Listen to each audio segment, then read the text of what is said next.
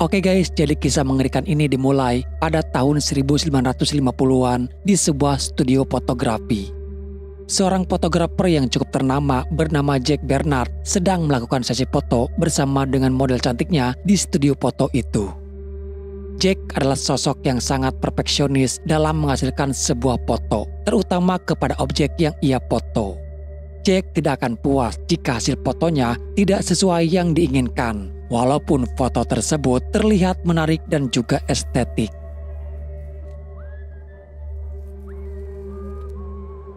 I beg your pardon. What? Ketika itu Jack meminta kepada si model untuk memakai manset, semacam pengikat perut agar perutnya lebih ramping dan terlihat lebih proporsional. Mr. Bernard? Jack? Tapi ketika si model lengah, tanpa diduga, tiba-tiba Jack langsung menikamnya dengan kapak. Hingga kepala itu terlepas dari tubuh si model.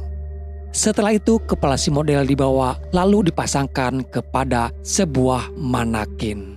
Dan terciptalah foto sesuai yang Jack inginkan. Perfect. Jack suka wajah dari si model tapi tidak dengan badannya. Maka dari itu Jack hanya memilih kepalanya saja. Cerita beralih ke masa sekarang. Di sini kita diperkenalkan kepada dua kakak beradik, Sophia dan Liana. Mereka adalah seorang desainer yang biasa membuat gaun pengantin dan mencoba ingin terjun ke dunia industri.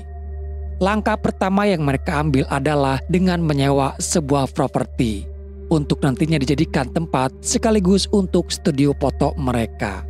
Dalam pencarian properti itu, kebetulan sekali mereka mendapatkan tawaran sebuah gedung yang sudah siap pakai dan memang tempat itu dulunya adalah studio foto. Udah gitu harganya terbilang cukup terjangkau bagi mereka yang baru saja memulai bisnisnya. Entah ini sebuah kebetulan atau keberuntungan, tapi tempat ini sangat cocok. Setelah semua beres, sang pemilik pun memberikan kuncinya. Liana dan Sophia mulai merencanakan tata letak ruang yang mereka akan pakai nanti. Dan rencananya besok mereka akan memulai untuk memindahkan barang-barangnya. Pada malam harinya, Liana yang sudah ada janji untuk datang ke acara tunangan sahabatnya yaitu Nadine. Dia mengajak kekasihnya Peter untuk menemani ke acara tersebut. Sekedar informasi, Peter sendiri adalah seorang konten kreator TikTok yang biasa membahas cerita horor atau konspirasi yang terjadi. Walaupun Liana sendiri sebenarnya tidak suka dengan apa yang Peter kerjakan menjadi konten kreator yang tidak jelas. I'm just kidding. He's still willing to deal with me for this. Puncaknya adalah ketika malam di acara tunangan Nadine, sahabatnya itu, Peter dengan bangganya menceritakan kisah-kisah horor kepada para tamu undangan. Walaupun terlihat mereka bodo amat dengan cerita Peter. Dan kelakuan itu membuat Liana sangat malu dibuatnya. Di sini kita juga diperkenalkan kepada dua sahabat lainnya yaitu Nadine dan Hazel. Nadine dan Hazel hanya meminta agar Liana bersabar dengan tingkah laku Peter pacarnya itu. Merasa sudah muak oleh tingkah lakunya dengan penuh kesadaran dan berbagai pertimbangan, akhirnya di malam itu juga Liana langsung memutuskan Peter. You okay? So what are you guys like done? Or is this just... Di keesokan harinya proses pindahan pun dilakukan yang dibantu oleh Nadine dan juga Hazel. Maybe this is a really good opportunity for you. It's huge. I know. Mereka semuanya pun terkesan dengan tempat itu yang sangat cocok untuk studio foto. Tempat yang proper dengan berbagai fasilitas yang ada. Namun yang membuat mereka teralihkan adalah ketika melihat ada sebuah manekin tanpa busana yang terpajang di sana. Sophia mengatakan kalau manekin itu sudah ada di sana. Dan dia juga tidak memindahkan manekinnya karena pas ada di ruangan tersebut sebagai pelengkap aksesoris ruangan. Bahkan Sophia memberi nama manekinnya dengan nama Alice. Sedikit jijik memang sebuah manekin diberi nama sebagus itu. Tapi disinilah awal mula teror itu akan terjadi. Pada malam hari, Liana, Nadine, Hazel yang kembali pulang. Sementara Sophia masih berada di studio untuk menyiapkan beberapa perintilan di sana. Dia sangat semangat menata studio barunya itu. Baginya ini adalah mimpi yang menjadi kenyataan. Di tengah kesibukannya, Sophia mendengar ada suara langkah kaki di dekat tangga. Tidak terlalu menghiraukan, Sophia terus melanjutkan pekerjaannya. Namun tak lama kemudian, suara-suara itu semakin nyata terdengar. Dan saat dia menoleh ke arah tangga, terlihat sosok wanita berwajah mengerikan tanpa kaki merangkak naik.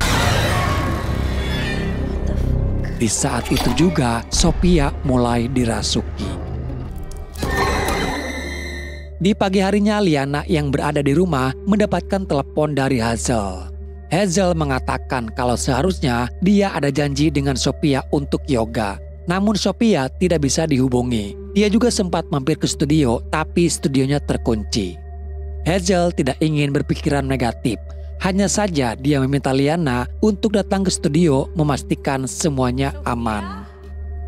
Saat tiba di sana, Liana menemukan handphone Sophia tergeletak. Mulai ada firasat tidak enak.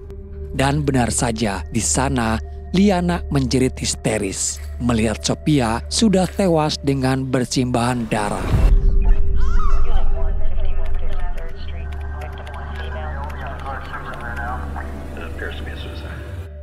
Dan kematian Sophia dinyatakan sebagai korban bundir.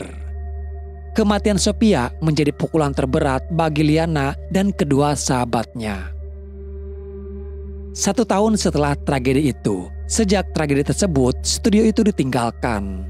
Liana, Nadine, dan juga Hazel berpisah dan mereka belum pernah bertemu kembali.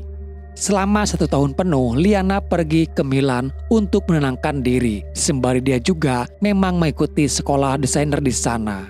Dan sekarang setelah semuanya sudah kembali normal, Liana memutuskan untuk kembali lagi ke studio tersebut.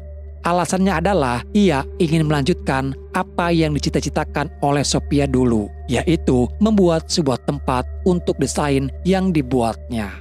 Liana kembali menemui sang pemilik properti untuk melanjutkan kontraknya yang tertunda. Lagi-lagi Liana membiarkan manekin itu ada di sana, padahal sang pemilik properti sudah menawarkan jika ingin manekinnya dikeluarkan, tapi Liana memilih agar manekin itu tetap ada di sana. Liana mendapatkan pesan suara dari mantan kekasihnya Peter. Peter meminta maaf atas perlakuan sikapnya dahulu. Dia juga mengatakan kalau sekarang dia sudah berubah dan kalau boleh Peter ingin sekali bertemu dengan Liana. Liana tidak menolak, hanya saja ini sudah menjadi awal baik jika suatu saat nanti mereka balikan. Pada malam harinya Liana yang tidur di sana tiba-tiba terbangun karena mimpi buruk yang dialaminya. Dan keanehan itu kini terjadi kepada dia sendiri. Liana melihat Sophia kakaknya sedang menjahit dengan masih banyak bekas luka di sekujur tubuh Sophia. Saat itu Liana tidak berpikir kalau itu adalah sebuah penampakan. Namun saat dia mendekatinya, tiba-tiba sosok Sophia langsung menghilang begitu saja. Di keesokan hari, Nadine dan Hazel kembali ke sana dan mereka bertiga pun akhirnya bisa bersama kembali. Dengan suasana baru dan juga cerita baru, mereka merayakan kebersamaan itu di sana. Setelah ngobrol panjang lebar seharian, Nadine yang kembali pulang, sementara Hazel dan Liana tinggal di studio. Saat itu Liana menunjukkan hasil desain baju pengantinnya kepada Hazel. Walaupun gaunnya belum selesai, tapi sudah terlihat sangat cantik dan pas saat dikenakan di manekin itu. Suara-suara aneh itu mulai terdengar kembali. Dalam pendengarannya, Liana sering mendengar ada suara langkah kaki di sana. Dan dia juga menceritakannya kepada Hazel. Tapi Hazel hanya beranggapan sudah hal biasa di tempat seperti ini, mungkin tikus atau mungkin hewan lainnya. Di saat mereka semua tertidur, Liana yang tidur di ruangan berbeda, sedangkan Hazel tidur di sofa di ruangan tengah. Tiba-tiba, dia terbangun dan melihat ada penampakan sosok wanita berwajah mengerikan. Saat itu dia tidak sadar kalau ada sosok lain juga di sana yang memperhatikan dirinya. Dia terus mengikutinya hingga Hazel tak sadarkan diri dan kini tubuhnya mulai dirasuki. Liana terbangun karena mendengar suara gaduh itu. Ia melihat Hazel berdiri di dekat mesin jahit. Liana tidak curiga dan sempat bertanya, tapi Hazel hanya terdiam membelakanginya. Namun saat Hazel memalingkan badan, terlihat dia yang tak sadarkan diri sedang mencoba untuk bundir. Untunglah tak lama setelah itu dia sadar dan berteriak histeris. Di rumah sakit, Liana dan Nadine masih tak mengerti mengapa Hazel bisa nekat melakukan itu. Tidak masuk di akal jika Hazel ingin bundir karena tidak ada sesuatu hal apapun atau masalah yang sedang dihadapi Hazel. Beruntung Hazel masih bisa tertolong dan tidak terlalu parah luka yang dialaminya. Hazel menjelaskan bahwa dia sendiri tidak tahu apa yang terjadi. Seingat dia hanya sedang tertidur dan bermimpi buruk. Lalu setelah itu, dia sendiri tidak tahu apa lagi yang terjadi. Kejadian yang terjadi kepada Hazel mengingatkan Liana kepada Sophia. Liana sendiri masih tak percaya kalau kakaknya itu melakukan bundir. Dia sempat berpikir apakah kejadian ini ada sangkut pautnya dengan keanehan yang dialaminya belakangan ini di studio. Tapi semua itu dibantah langsung oleh Nadine. Nadine mengatakan kalau Liana terlalu banyak minum hingga berhalusinasi dan pikirannya menjadi ngawur. Sempat terjadi adu mulut antara Nadine dengan Liana. Nadine membuang minuman itu. Dia merasa Liana masih belum bisa move on dari kesedihannya. Hingga melampiaskan semuanya itu kepada minuman-minuman keras. Nadine sebagai seorang sahabat tentu tidak mau jika Liana terus-terusan terpuruk oleh masa lalunya. Nadine menyarankan untuk pindah dari tempat ini karena tidak baik bagi mental Liana jika tinggal di sini karena itu hanya akan mengingatkan dia kepada Sophia. Sayangnya Liana tidak peduli dan dia tetap akan tinggal di sini. Di lain kesempatan Liana juga memberitahukan Hazel soal dia yang pernah melihat penampakan sosok Sophia. Menegaskan kalau ada sesuatu yang tidak beres di tempat ini. Pada tengah malam di saat semuanya tertidur, teror itu kini menyerang kepada Nadine. Hazel terbangun karena mendengar suara-suara yang membuat dia terganggu. Dan saat dia melihatnya, ternyata itu adalah Nadine yang kini dia juga mulai kerasukan tak sadarkan diri. Nadine melukai kakinya sendiri dengan sebuah pisau, lalu mencoba menyerang Hazel. Beruntung Hazel keluar rumah dan mengunci pintunya. Gagal menyerang Hazel, kini Nadine kembali masuk ke dapur. Dia memasukkan tangannya sendiri ke tempat pembuangan, di mana tempat pembuangan itu ada mesin penggiling. Melihat itu, Hazel kembali masuk untuk menghentikannya. Dari kejadian itu, beberapa jarinya Nadine terputus. Nadine dan Hazel pun percaya kalau ada yang tidak beres di tempat itu. Sekarang Liana teringat kepada Peter. Peter yang dulu dia anggap aneh karena konten horornya, tapi kini dia butuh bantuannya untuk mencari tahu ada apa sebenarnya di studio tersebut. Liana mengajak Peter untuk bertemu dan menceritakan semuanya soal apa yang terjadi. Dan setelah diselidiki, ternyata Peter tahu banyak soal gedung tua itu. Karena dia juga sering membahas di kontennya tentang gedung tua angker tersebut. Diceritakan kalau gedung itu dibangun pada tahun 1923. Awalnya gedung tersebut dibuat untuk pabrik manakin. Tapi baru pada tahun 1950-an semuanya berubah menjadi lebih kelam. Pemilik awal gedung itu adalah milik dari keluarga Bernard. Dan gedung tersebut digunakan menjadi studio foto oleh putranya yaitu Jack Bernard. Di tahun berikutnya Jack mulai dengan sesi pemotretan dan model pertamanya adalah seorang wanita cantik bernama Ruth. Namun beberapa waktu kemudian Ruth ditemukan tewas di tempat sampah dengan tanpa kepala. Lalu di tahun 1964 model berikutnya bernama Mindy. Kejadiannya sama. dia menghilang secara misterius. Lalu mayatnya ditemukan dengan tanpa kedua kaki. Di tahun 1972, satu model lagi yang menjadi korbannya yaitu Carol. Dia pun sama ditemukan tewas dengan kedua tangannya sudah terpotong. Jack Bernard jadi tersangka, namun dia tidak pernah dituntut atas kasus pembunuhan mereka.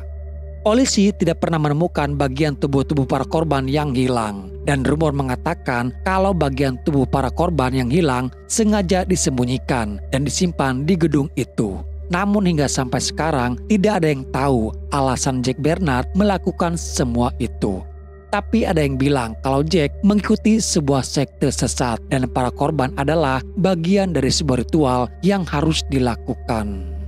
Dan pada tahun 1999, Jack Bernard tiba-tiba dikabarkan mati karena bundir di gedung tersebut. Di sini Peter percaya bahwa apa yang terjadi kepada Sophia dan mereka semua ada kaitannya dengan arwah gentayangan Jack Bernard di gedung itu. Singkatnya, arwah Jack Bernard kini mengincar mereka bertiga. Untuk menghentikan semua itu, mau tidak mau mereka harus kembali ke sana. Dan di sini Peter akan mencoba untuk membantu. Sesampainya mereka di sana, terlihat tubuh manekin itu sudah terpisah menjadi beberapa bagian. Dengan bantuan alat pendeteksi hantu, Peter mencoba untuk mencari keberadaan arwah gentayangan Jack Bernard. Tanda-tanda itu mulai ia rasakan. Dan tiba-tiba muncullah sosok perempuan dengan tanpa kaki.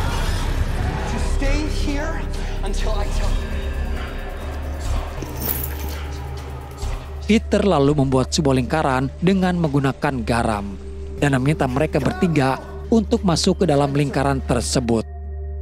Peter memperingati agar mereka tidak sampai keluar lingkaran apapun yang terjadi. Di sini Peter akan memancing para arwah itu untuk datang agar dia bisa melawan dengan kekuatan doanya. Princeps gloriosisme celestis versus principes et posta in celestibus. Flee amid pretium magna. Lord, let that anointing penetrate them. Pura ecclesia.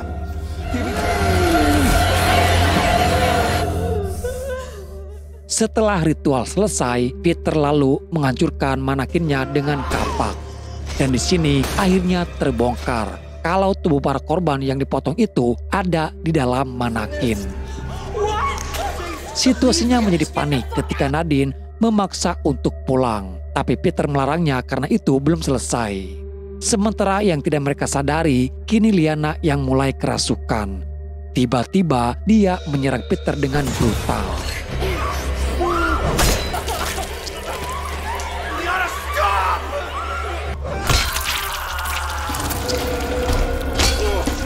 Dan yang membuat Mimin tercengang adalah setan yang merasuki Liana bisa dihentikan hanya dengan sebuah jarum pentul milik Sophia dulu, lalu menancapkannya ke tubuh Liana. Liana tersadar kembali. Peter masih bisa tertolong dan mereka segera meninggalkan tempat terkutuk itu. Lalu terungkaplah kalau semua ini memang sudah direncanakan oleh si pemilik gedung. Sejak kedatangan mereka, si pemilik gedung sudah mengawasinya. Tidak diketahui siapa dia, tapi yang jelas apa yang ia lakukan sama, ingin mengikuti jejak yang dulu pernah dilakukan oleh Jack Bernard.